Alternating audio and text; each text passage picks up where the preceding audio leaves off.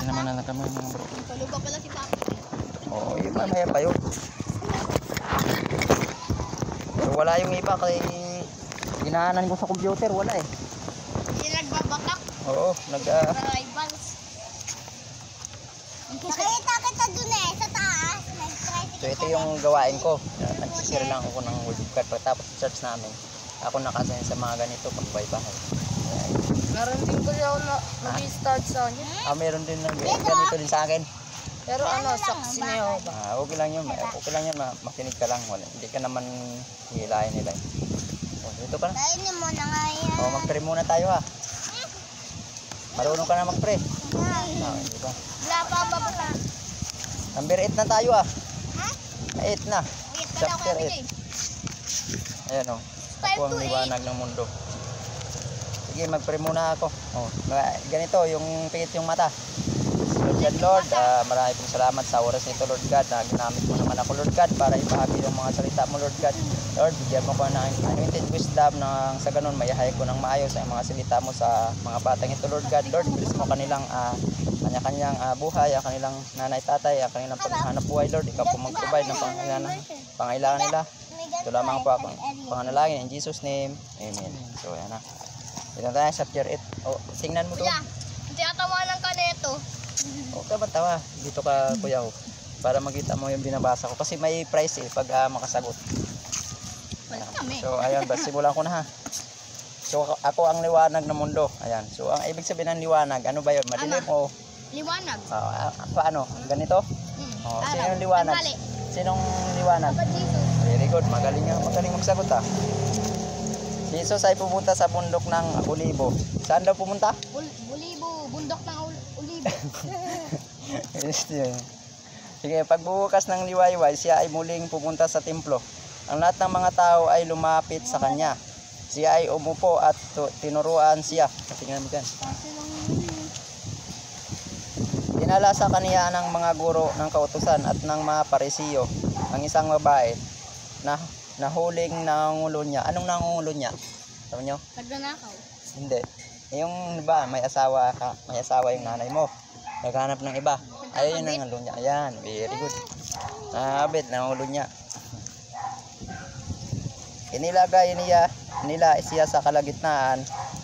Sinabi nila sa kanya, Guro, ang babaeng ito ay nahuli sa paggawa ng pangangalo niya. Inuutos sa amin ni Moises sa kautusan na batuhin ang katulad nito. Ano ang masasabi mo? Ito ay kanilang sinabi upang subukin siya ng mayroon silang maiparating laban sa kaniya. Yumukod si Jesus, sumulat sa lupa sa pamamagitan ng kaniyang daliri. Ano daw yung ginamit ni Jesus? Daliri. Galing ha. Nakinig habang kumakain ha. Ang patuloy nilang pagtatanong sa kaniya ay tumindig siya. Sinabi niya sa kaniya, ang sinumang walang kasalanan sa inyo, ang siyang maunang mato sa kaniya. Sinabi ay muling yumukod at sumulat sa lupa. Dito na tayo sa talata 3. Sila na nakarinig, ito ay sinumbatan ng kanilang mga budhi. Dahil dito, sila ay isa-isang lumabas. Simula sa matatanda hanggang sa kahuli-hulihang naiiwan. Si Jesus, kanina anak yan? Kapatid ko po. May kapatid ka. Bigyan mo askindi. Di ba nga brat? Ganun din ang babae na nakatayo sa kalagitnaan. May kapatid ka pa pala. Nang tumindig si Jesus ay wala siyang nakita. Maliban sa babae, sinabi ni Jesus sa kaniya, Oy, saan mo dala rin?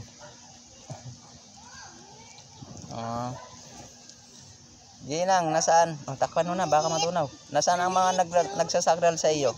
Wala bang humahatol sa iyo? Focus na dyan sa binabasa. Sinasabi niya, wala Ginoo. Sinabi ni Jesus sa kaniya, kahit ako man ay hindi hahatol sa iyo. Humayo ka at huwag nang magkasalang muli. Ayan. Ano tayo? Ano? Tayo? Ayan na, ito na tayo dito. Okay. So yun. Ito na tayo ha, tunay ang pagtotoo ni Jesus.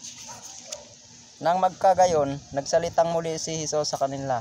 Sinabi niya, ako ang liwanag ng sanlibutan. Sinong liwanag sa libutan? Jesus. Oh, galing na.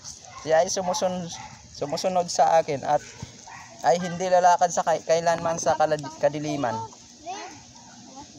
Ay magkakaroon ng ilaw ng buhay. Sinabi ng mga Parisiyo sa kanya, nagpapatotoo ka sa inyong sarili. Ang inyong papatotoo ay hindi totoo. Saan na tayo? Sa likod. Naunti na lang, mauubos na. Hindi pa, makakuan pa eh. Sumagot si Jesus at sinabi sa kanila, bagamat ako ang nagpapatotoo sa aking sarili, ang pagtotoo ko naman ay totoo sapagkat alam ko kung saan ako nanggaling at kung saan ako pumunta. Hindi ninyo alam kung saan ako nanggaling at kung saan ako pupunta. Pumahatol kayo ayon sa pamantayan ng tao. Wala akong ditong hinahatulan yung mga tao, no? Very good. Kasi nanghuhusga. Sa tinututok sa binabasa natin. Wala akong hinahatulang sino man. Ibig sabihin hindi nagbibintang. Ngayong humahatol ako ng aking hatol ay totoo dahil ako ay hindi nag-iisa. Ibig sabihin si Kristo, ano ba binubuo si Kristo ng ilang persona? Tatlong. Ano yun? Tao. Anak, ama, ina, espiritu. Oh, very good. Magaling pa. Ikinig. Oh, tatlo yun ang binubuo. Saan tayo? Saan tayo? Sinabi. Saan? Sinabi. Ito? Dito. Oo. Ang aking hatol ay totoo dahil ako ay hindi nag-iisa. Kasama ko ang aking ama na nagsugo sa akin. Nasusulat din sa inyong kautusan na ang pagpatotoo ng dalawang tao ay totoo.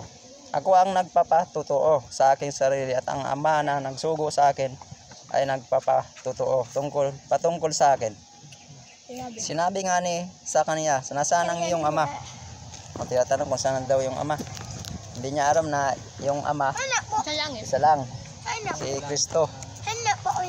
Sumagot si Jesus, hindi ninyo ako nakikilala ni ang aking ama.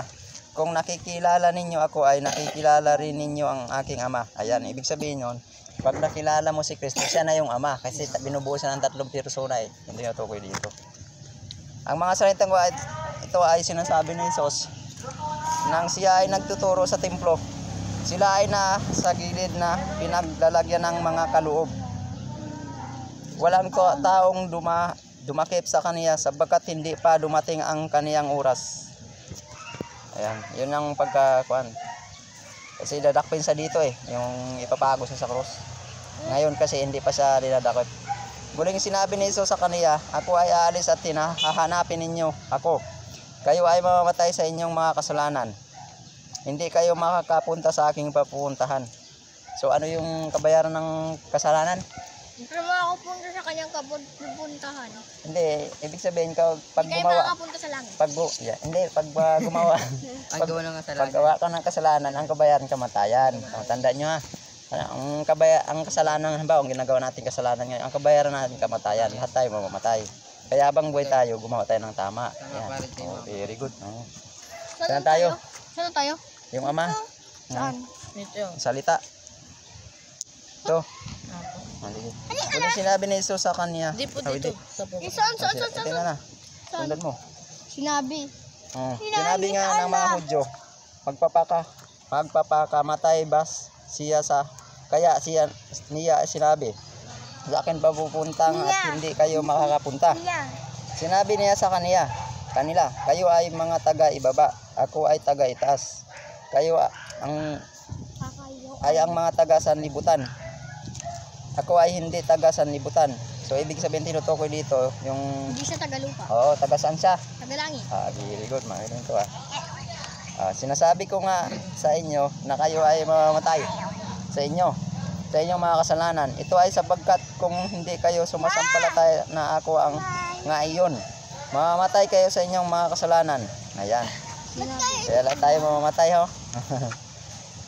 Sige, dito sinabi nga nila sa kanila, sino ka ba? Ulang ba? Sinabi ni Jesus sa kanila, ako nga yung sinabi ko sa inyo nang pasimula pa. marami akong mga bagay na nasasabihin at ihatag sa inyo. Siya na nagsugo sa akin ay totoo. Kung ano ang narinig ko mula sa kaniya ay sinabi ko sa sanlibutan. Hindi nila naunawa na ang sinabi niya sa kanila ay patungkol sa Ama. Kaya nga sinabi ni Jesus sa kanila, kapag naitaas na ninyo ang anak ng tao, saka ninyo, makikilala na ako nga siya. Malalaman ninyo na wala akong ginagawa sa sarili ko. Subalit kung paano ako tinuturuan ng Ama ay gayon din sinasabi ko ng mga bagay na ito. Siya na nagsugo sa akin ay kasama ko.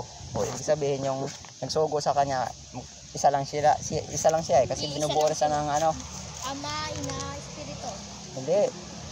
Wala yung ina. Ama, anak, Espiritu. Very good. Talaga alam mo yung ina. Ama, Ilan mo. Hindi nila naunawa. Sagot na ako, kaya Hindi nila naunawa. Dito na no. Na ang sinasabi. Iniwa. Dito yan. Dito. Yan. Sige. Hindi ako iniwan mag-isa ng Ama sapagkat lagi akong ginagawa ng mga bagay na nakakalugod sa kaniya. Habang sinasabi niya ang mga bagay na ito, marami ang sumampalataya sa kaniya. Ano, may tanong ako ha. Oo, pag hindi maayos. Yan na. May pera yan, sagot. Ano ba yun? Tayo tayo. 20 agad ha. 20 agad. Kaya pa nga eh. Si Dani ka, di mo makakasagot yan eh. Nalala, no?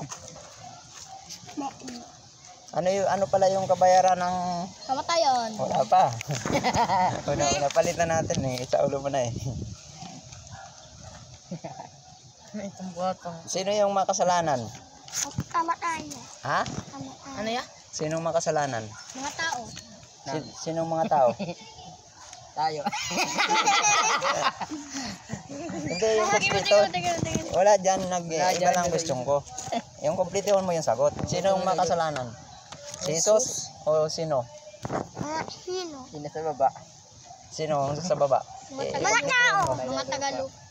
Mga ano lupa. Mga ano? Mga Tagalupa. Ano?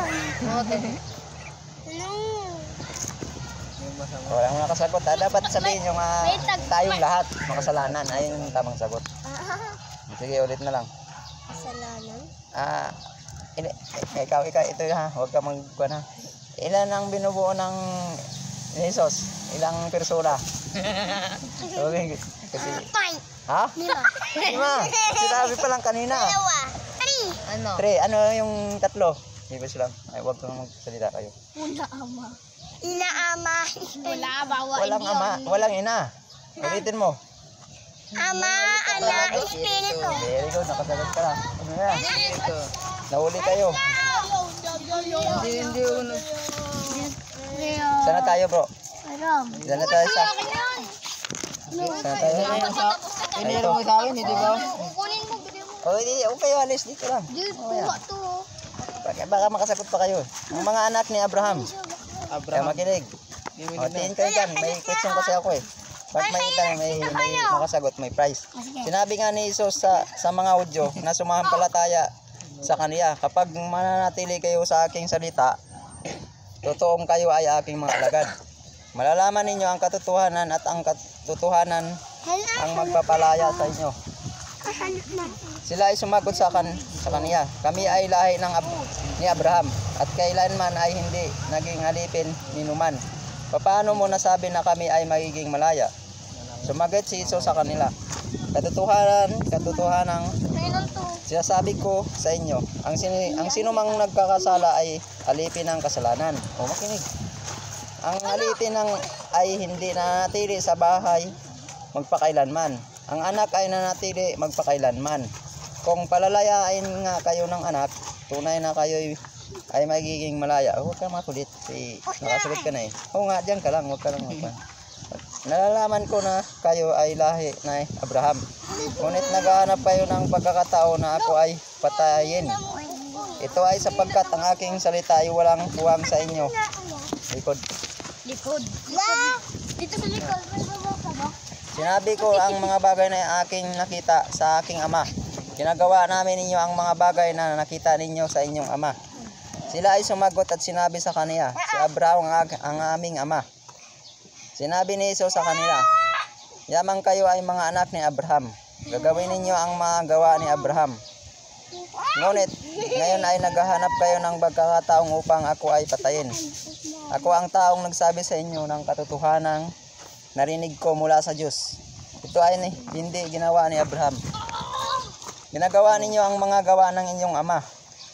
Sinabi nga nila sa kanya, kami ay hindi ipinanganak sa pakikiapid. Kami ay mayroon isang ama ng ang Diyos. So ayun. Ganun. May question ka na? Oo, may question ako ha. Oo. Taas lang kamay. Ano ba to? Healthy ba lang ka? Yung binasa ko kanina. Ilalan. Ang sino mang nagkakasala ay alipin ng blank. Demonyo. Oh, Abraham. hindi. Taas lang kamay. Ano? Diyos. Hindi. Kasalanan. Very good. Tama.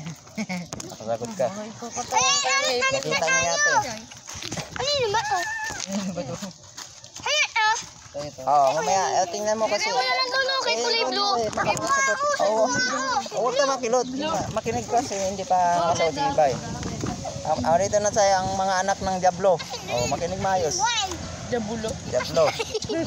Sinabi nga ni Isus sa kanila. Ayan o. Kung ang Diyos ang inyong ama, ibigin sana ninyo ako sapagkat kayo ay nagmula sa at dumating mula sa Diyos. Tingnan mo. Hindi ako narito sa aking sarili, kundi sinugwa niya ako. Bakit hindi ninyo naunawaan ang aking pananalita? Ang dahilan ay hindi ninyo magawang dinggin ang aking salita. Kayo ay sa inyong ama ang Diablo. Ang mga masasamang hangarin ng inyong ama ang nais ninyong gawin. Siya ay mamamatay tao, buwat pa ng pasimula. Siya ay hindi nanatili sa katotohanan, sapagkat walang katotohanan sa kaniya. Kapag siya ay nagsasalita ng kasinungalingan, siya ay nagsasalita sa ganang kaniya. Sa ganang sa kanya. Siya ay sinungaling at ama ng kasinungalingan. Dahil nagsasabi ako sa inyo ng katotohanan, hindi kayo ang sumasampalataya sa akin. Sino sa inyo ang susumbat sa akin patungkol sa kasalanan? Huwag magpan mamaya. Kung ako ay nagsasabi ng katotohanan, bakit hindi kayo sumasampalataya sa akin? Siya na nasa Diyos ay nakikinig ng mga salita ng Diyos. Kaya nga hindi kayo nakikinig at sapagkat hindi kayo sa Diyos. Huwag makulit. Huwag ka makulit kasi nakikinig yung iba. Paano naman iba hindi nakasagot? Si Jesus ay nagpahayag patungkol sa kaniyang sarili. Sumagot nga ang mga Hudyo at sinabi sa kaniya, hindi ba tama ang aming sinabi na ikaw ay taga Samaria at mayroon demonyo? O yun, huwag makulit. Dalawang demonyo eh. Oo, baka sinasabihan ka niyan. Sa Lord tayo eh. Dito. Saan tayo? Dito. Dito. Dyan. Sumasama ka dyan eh. Kaya mo siya mag-isa. Saan na ba? Sa demonyo na tayo. Huwag ka magpain kasi tinutukoy demonyo. Kinig ka sa ating binabasa kay. Palitan natin ang demonyo kay Jesus. Saan niya? Batang kakupalan. Sumagot si Jesus. Wala akong demonyo. O makinig ha. Sumagot si Jesus. Wala akong demonyo. O. Huwag ka magkulit kasi baka sabihin ka niyo. Angel ka ba? Niluluwalat ito ang aking ama at sinisira. Naman ninyo ang aking kaluwalhatian. Hindi ko hinahanap ang aking kaluwalhatian. May isang naghahanap nito at humahatol. Katotohanan sinasabi ko sa inyo. Ang sino mang tutupad sa aking salita ay hindi makakaranas ng kamatayan magpakailanman. Sinabi nga ng mga Hudyo sa kaniya, ngayon ay alam na namin na mayroon kang demonyo. O wag mong ganin. Huwag ka makulit.